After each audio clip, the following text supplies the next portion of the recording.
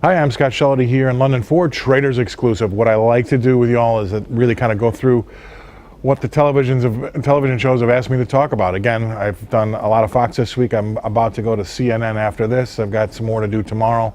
And they're all asking me basically the same question. What does that tariff tantrum look like with Donald Trump? How does the world look like after he's done with his tariff tantrums?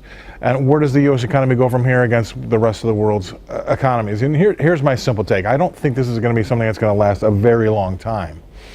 I think he's making a point. He just got back from NATO. He made a point in NATO about what their responsibilities are as far as contributing to the kitty as well. So I think it's just more of a commonsensical thing. I'm not saying he's taking a victory lap like some folks have said. I definitely don't think that's it. I think he's taking maybe a success lap about showing the rest of the world what a little common sense might do to help your economy.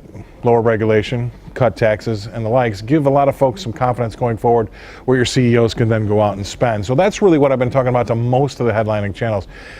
As far as the U.S. economy goes, I think we might be a little bit disappointed about how many rate hikes we ultimately get from the Fed. I think the U.S. economy is definitely doing better, but I'm not in the camp that says it's red hot. I don't know how anybody can say it's red hot. I know it feels so much better than it used to, but that's because how bad it was and where we've come.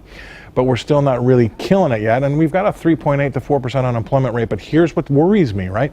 You can't have that low of an unemployment rate and not have employers fighting for employees with higher wages. Wages just aren't showing me that the economy is still firing on all cylinders.